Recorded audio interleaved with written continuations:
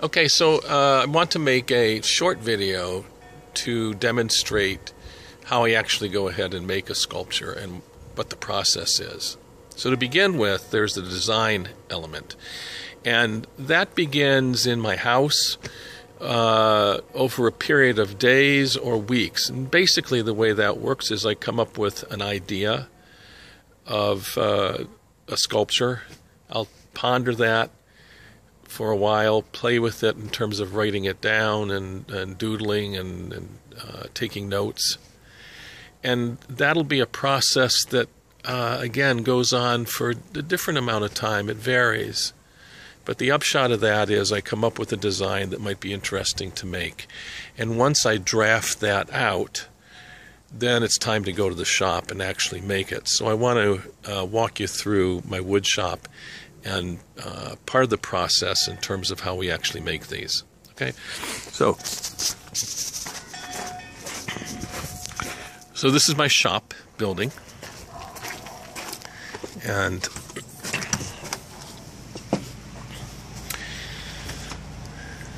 down the steps here, and we'll be in it. So the shop looks pretty much like any wood shop that you might go to that's relatively well equipped. So I'll show you some stuff really quick, and then I'll walk you through.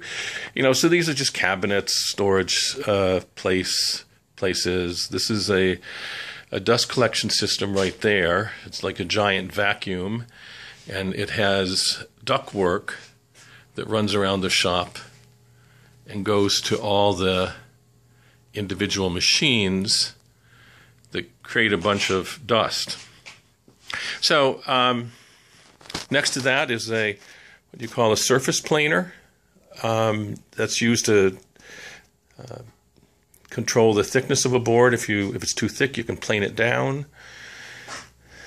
This is what's called a chop saw. You use that for basically cutting long boards into smaller pieces. This is a bandsaw, and a bandsaw is a major tool that's used in the construction of a sculpture, and I'll walk you through that in a little bit. So other parts of the shop, this is what's called a lathe. It's used for turning objects round. Sometimes we use that, not so often in the sculptures though. Here's more cabinet storage. This is a grinder to sharpen chisels and stuff. And, here's some components of sculptures that I've made. There's one. This one was a dud right there. It was kind of cool looking, but just didn't work the way I wanted it to. There's wood. I've got an ample supply of wood, too much. But what's a wood shop without wood? There is a type of sander called a belt and disc sander, and this is called a spindle sander. And then a major tool in the wood shop is a table saw. So this is my table saw, which is used to cut sheet goods into smaller components that you can work with. This is a drill press, which is very important in the sculptures because holes that it slips onto in terms of the main shaft need to be perfectly aligned, and bearings are in there, so those all need to be lined up very precisely.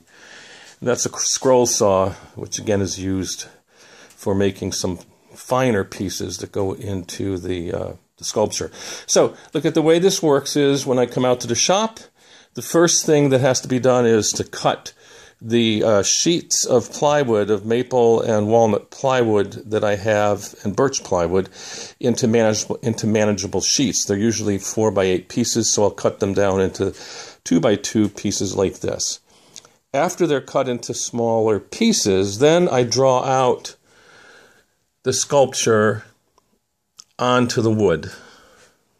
So there's an example of, this is Starburst. So that's drawn on. Then once that's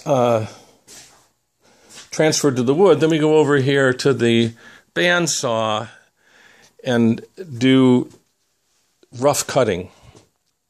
This piece that I have on here is a pattern for zinnia, but I've just got it here for illustration purposes. So, this is used, the bandsaw does a beautiful job of rough cutting this out.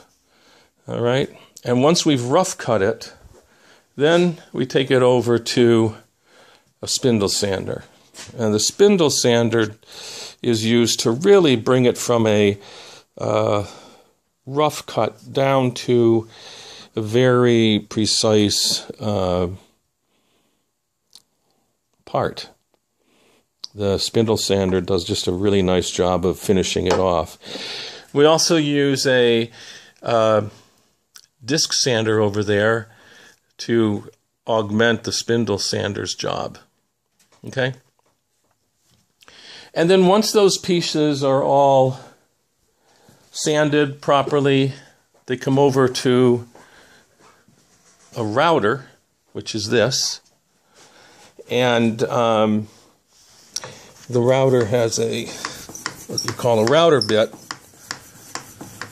that is right here. And what the router bit does is it'll plane the edges of the sculpture into a rounded form, which I like to have on the edge of it. So they'll go from being a squared edge like this to rounded. And I don't have an example of that in here. Then after we've routed it, we come over to the drill press and drill the various holes in it that need to be placed on whichever part needs those holes. We put bearings in, and then there's the finishing stage of sanding, staining, varnishing, sanding, varnishing, sanding, varnishing. Then the whole other component that has to be made is the mechanism. And let me see, I've got a mechanism up here. But this is a whole other process that gets fairly intricate in terms of the making of this. So that's kind of an overview of the process of making a kinetic sculpture. So I hope this has been somewhat of a helpful video, and thanks for checking it out. See ya.